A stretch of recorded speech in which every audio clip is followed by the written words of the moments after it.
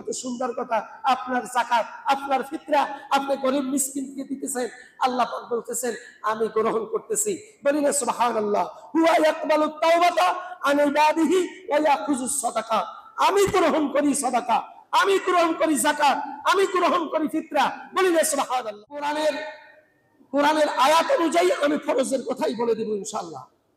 কেউ কেউ বলছেন আমরা হানাফি মাযহাবে ওয়াজিব বলতেছি, কিন্তু আসলে ওয়াজিব ক্ষেত্রে যে কোরআনের যেহেতু দলিল আছে, সেখানে আমরা ওয়াজিব না দেখে সরাসরি ফরজ হিসাবে ফিতরাকে গ্রহণ করতেই হবে, যেহেতু এটা কোরআনে এসেছে। বলি না সুবহানাল্লাহ। যেহেতু আল্লাহ রাসূল সাল্লাল্লাহু আলাইহি ওয়াসাল্লাম বলেছেন, ফারাদা রাসূলুল্লাহ সাল্লাল্লাহু আলাইহি ওয়াসাল্লাম যাকাতুল ফিতরি তুহুরাতাল লিস-সাইম মিনাল গাওয়ি ওয়ার রাফাসা ওয়া তুহমাতাল লিল মাসাকিন মান আদ্দাহা ক্বাবলা আস-সালাতি ফাহিয়া যাকাতুন মাকবুলাতুন ওয়া মান আদ্দাহা বা'দা আস-সালাতি ফাহিয়া সাদাকাতুন মিনাস সাদাকাত।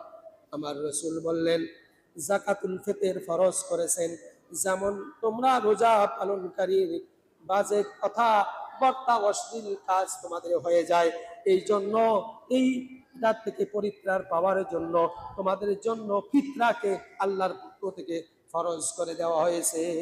আমরা যে রোজা রাখি, রোজার মধ্যে অনেক সময় বেফায়েশ কথাবার্তা বলি, রাগান্বিত হই, অন্যায় করে ফেলি, অপরাধ করে ফেলি, আছে কি নাই? এই অপরাধগুলি থেকে বাঁচার জন্য তোমাকে শারীরিক যাকাত তোমাকে দিতে হবে, যার নাম হচ্ছে ফিতরা। যার নাম কি? ফিতরা। এই ফিতরাটা কতটুকু দিবে, কিভাবে দিবে, কেমনে দিবে? এই যাকাতুল ফিতর এটা আল্লাহ পাকের পক্ষ থেকে।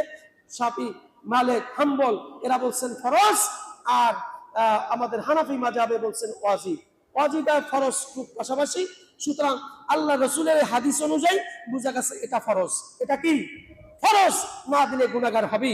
এই জন্য আমরা এই সম্পর্কে একটু আলোচনা করি, শেষ করে দিচ্ছি যে আমরা ফিতরা উদ্দেশ্যটা কি। আবু দাউদ কিতাবুল যাকাত বাবুল যাকাতুল ফিতর এই অধ্যায়ের মধ্যে 1600 নম্বর হাদিসের মধ্যে আমরা যেটা পেলাম, সেখানে আল্লাহ রাসূল সাল্লাল্লাহু আলাইহি ওয়াসাল্লাম বলছেন যাকাতুল ফিতরকে বাধ্যতামূলক করেছেন রোজাকে বেহুদা কাজ থেকে, অশ্লীল থেকে পবিত্র করার জন্য। আল্লাহ রাব্বুল আলামিন দরিদ্র, মিসকিন, অসহায় তাদেরকে ফিতরা দিয়ে তোমাদের এই সংশোধন, রোজাকে সংশোধন করে নেওয়ার জন্য ফিতরাকে ফরজ করে দিয়েছি। বলি না সুবহানাল্লাহ। আমি হাদিসটা লম্বা হাদিস, আমি হাদিসটা বললাম না সময়ের অভাবে। এরপরে যে উদ্দেশ্যের দিক থেকে যদি আমরা দেখি যে সকলে যেমন ঈদের দিন উত্তম পোশাক, ভালো খাবার, সুগন্ধি ইত্যাদি ব্যবহার করে শামিল হতে পারি, এর আগেই যেন আমরা এই ফিতরাটা গরিব, মিসকিন, অসহায় মানুষের কাছে পৌঁছে দিতে পারি। এটা হচ্ছে ফিতরার হুকুম, ফিতরার উদ্দেশ্য। আপনি কখন দিবেন? আপনি দিবেন এই ঈদুল ফিতরের আগেই। অন্য একটা হাদিসে আল্লাহ রাসূল বলেছেন যে সাহাবা কেরাম আজমাইনরা তারা ঈদের একদিন আগে অথবা 2 দিন আগেই তারা ফিতরা সম্পাদন করে দিতেন, যাতে করে এই টাকা দিয়ে গরিব, মিসকিন, অসহায় মানুষেরা কিছু কেনাকাটা করে ভালো পোশাক আদি পরে তারা ঈদের জামাতে যেতে পারে। এই জন্য ফিতরাটা আপনার রোজার মধ্যেই তারা দিয়ে দিতেন। বলি না সুবহানাল্লাহ। এরপর বলছেন ওয়াফি আমওয়ালিহিম হাক্কান লিস-সাইল ওয়াল মাহরুম। আল্লাহ রাব্বুল আলামিন বললেন যে তোমরা বিত্তবানদের সম্পদে অভাবী, গরিব, অসহায়, বঞ্চিতদের জন্য সুনির্দিষ্ট হক এবং অধিকার রয়েছে। বলে দিয়েছেন কে? তুমি মনে করছো আমি কোটিপতি, আমি সম্পদশালী, আমি ধনাঢ্য ব্যক্তি। এই ধনাঢ্য ব্যক্তি, তোমার কোনো অধিকার ছিল না, তোমার কোনো যোগ্যতা ছিল না। আল্লাহ পাক তোমাকে ধনী করেছে, সম্পদশালী করেছে, ঠিক না বেঠিক? সুতরাং আল্লাহ পাক বলছেন যে ওয়াফি আমওয়ালিহিম হাক্কান লিস-সাইল ওয়াল মাহরুম, তোমার এই সম্পদের মধ্যে যারা মাহরুম, যারা মিসকিন, যারা ফকির, যারা অসহায়, এই তোমার সম্পদের মধ্যে তাদের হক আছে। বলে দিয়েছেন কে? এই হকগুলি, যাকাতগুলি, ফিতরাগুলি তোমার সম্পদের হক থেকে গরিব, মিসকিন, অসহায় মানুষের কাছে তুমি দিয়ে দাও। হুকুমটা কার? আল্লাহ রাব্বুল আলামিন। এরপরে আল্লাহ রাব্বুল আলামিন যে এই ফিতরার ব্যাপারে তিনি স্পষ্ট করে তিনি জানিয়ে দিয়েছেন তোমাকে ফিতরা অবশ্যই দিতে হবে। কোন ব্যক্তিদের উপর বাধ্যতামূলক সেই ব্যক্তিদেরকে অবশ্যই ফিতরা দিতে হবে। আব্দুল্লাহ ইবনে ওমর রাদিয়াল্লাহু তাআলা বর্ণনা করেন যে স্বাধীন দাস তার উপর ফিতরা দেওয়া জায়েজ। একজন দাসী তার ইচ্ছা অনুযায়ী সে কাজকর্ম করতে সক্ষম, ওই ব্যক্তিরও ফিতরা দেওয়া আল্লাহর পক্ষ থেকে ফরজিয়াতের হুকুম ওয়াজিব করে দেওয়া হয়েছে। বলি না সুবহানাল্লাহ। এরপরে বলছে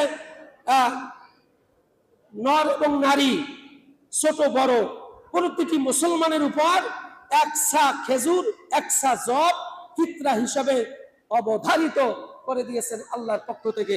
বলি না সুবহানাল্লাহ। এখন একসাটা কি জানা দরকার আছে কি নাই? একসাটা কি? একসা আরবি শব্দ, এখানে এই একসাটা জানার জন্য যে বলা হয়েছে একসা খেজুর বা একসা জব ফিতরা হিসাবে অবধারিত করে দিয়েছেন।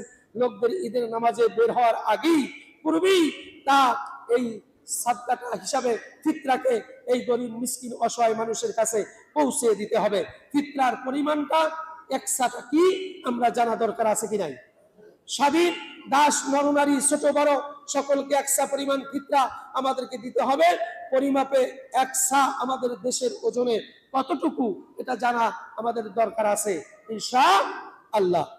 সৌদি আরবের হিসাব মতে একসা হচ্ছে 2 কেজি 500 গ্রাম। এখন 2 কেজি 500 গ্রাম আপনি কি জব দিবেন, না আটা দিবেন, না গম দিবেন, কি দিবেন, না চাল দিবেন, সেটাও আমাদের সামনে জানা দরকার আছে কি নাই? জানা দরকার আছে কি নাই? কোন কোন বস্তু দ্বারা আপনি ফিতরা দিবেন? ফিতরাটার ব্যাপারে বলা হচ্ছে যে একসা জব, একসা খেজুর, একসা পানি পনির, অথবা একসা কিশমিশ, অথবা একসা খাদ্য আপনি যে খানা খান সেই খানাটা অনুযায়ী আপনাকে ফিতরা তাকে দিতে হবে। এটা আল্লাহ পাকের হুকুম করা হয়েছে। কুফারা তুখরুজু যাকাতুল ফিত্রি ফি যাকাতিন নবী সাল্লাল্লাহু আলাইহি ওয়াসাল্লাম সাআন মিন তাআমিন আও তাআমান মিন সাইরিন আও সাআন তামারিন আও সাআন আও কিতিন আও সাআন মিন জানি। যে এখানে বলা হয়েছে কয়টা জিনিসের উপর আপনি এই ফিতরা দিবেন। প্রথমত বলা হয়েছে জব দিয়ে, দ্বিতীয়ত বলা হয়েছে খেজুর দিয়ে, তৃতীয় বলা হয়েছে পনির দিয়ে, চতুর্থ বলা হয়েছে কিশমিশ দিয়ে, পঞ্চমে বলা হয়েছে তোমার খাদ্য শস্য, তুমি যে খাদ্যটা বেশি গ্রহণ করো ওই খাদ্য দিয়ে ফিতরা দেওয়ার জন্য হুকুম করে দিয়েছেন কে? যেহেতু আমাদের প্রধান খাদ্য হচ্ছে চাল, ঠিক না ঠিক? গমও নয়, জবও নয়, আটাও নয়। আমাদের প্রধান খাদ্য কি? খেজুরও নয়। প্রধান খাদ্য কি? চাল। অবশ্যই আমাদেরকে প্রধান খাদ্য হিসাবে চাল আপনাকে ফিতরা হিসাবে দিতে হবে। এক সা হচ্ছে 2 কেজি 500 গ্রাম, অর্থাৎ সৌদি আরবের হিসাব অনুযায়ী 2 কেজি 500 গ্রাম আপনি এক ব্যক্তি ফিতরা দিবেন। আপনি যে দোকানের, যে বাজারে যে চালটা খান ওই চালের দাম অনুযায়ী অথবা ওই চাল সমপরিমাণ কোন গরিব মিসকিন অসহায় মানুষদেরকে ফিতরা হিসাবে রমজান উপলক্ষে দান করে দেওয়া ফরজ করে দিয়েছেন কে? আমার আল্লাহ। হুকুমটা কার? আল্লাহ। ফিতরা দিতে হবে কি হবে না? অবশ্যই ফিতরা দিবেন। এভাবে আপনি যদি 80 টাকা দামের চাল খান, 80 টাকা দামের চাল ফিতরা দিবেন। আপনি যদি 50 টাকা দামের চাল খান, 50 টাকা দামের চাল ফিতরা দিয়ে দিবেন। হুকুমটা এভাবেই জেনে নিলাম ইনশাআল্লাহ। এরপরে হচ্ছে যে রাসূল খুদা সাল্লাল্লাহু আলাইহি ওয়াসাল্লাম, যে এখানে লম্বা কিছু হাদিস আছে সেদিকে আমি যাচ্ছি না। ফিতরা অবশ্যই, এই কথাটা আমরা জানি নেই যে ফিতরা অবশ্যই আমাদেরকে পালন করতে হবে। ঈদের আগেই আমাদেরকে ফিতরা দিতে হবে। ফিতরা না দিলে আমরা গুনাহগার হয়ে যাব। এই গুনাহ থেকে বাঁচার জন্য আলাম ইয়ালামু আন্নাল্লাহ হুয়া ইয়াকবালু তাওবা আন ইবাদিহি ওয়া ইয়াখুযুস সাদাকাত। আমার আল্লাহ রাব্বুল আলামিন স্পষ্ট করে বলে দিয়েছেন। তারা কি একথা মানতে পারেনি? প্রশ্ন করে বলছেন, তারা কি আমার একথাটা মানতে পারেনি যে আল্লাহ তাআলা নিজে তার বান্দাদের তওবা কবুল করেন? আল্লাহর কাছে তওবা করলে পরে কবুল করেন কে? এটা আল্লাহ পাক বলছেন তোমরা তওবা করো, ক্ষমা চাও, আমি মাফ করে দিব। বলি না সুবহানাল্লাহ। এরপরে বলছেন যে এক সদকা এবং সদকা খায়রাত আল্লাহ পাক গ্রহণ করে। 1 নম্বরে হচ্ছে আমি তওবা তোমাদের কবুল করি, ক্ষমা করে দেই। 2 নম্বরে হচ্ছে তোমরা যা দান খয়রাত সাদকা দিবে, যাকাত দিবে, ফিতরা দিবে, এটা আমি আল্লাহ গ্রহণ করি। বলি না সুবহানাল্লাহ। কত সুন্দর কথা। আপনার যাকাত, আপনার ফিতরা আপনি গরিব মিসকিনকে দিতেছেন, আল্লাহ পাক বলতেছেন আমি গ্রহণ করতেছি। বলি না সুবহানাল্লাহ। হুয়া ইয়াকবালুত তাওবাতা আন ইবাদিহি ওয়া ইয়াখুযুস সাদাকা। আমি গ্রহণ করি সাদাকা, আমি গ্রহণ করি যাকাত, আমি গ্রহণ করি ফিতরা। বলি না সুবহানাল্লাহ। দেওয়া দরকার আছে কি নাই? দেওয়া দরকার আছে কি নাই? ইনশাআল্লাহ বলেন ইনশাআল্লাহ। ইনশাআল্লাহ।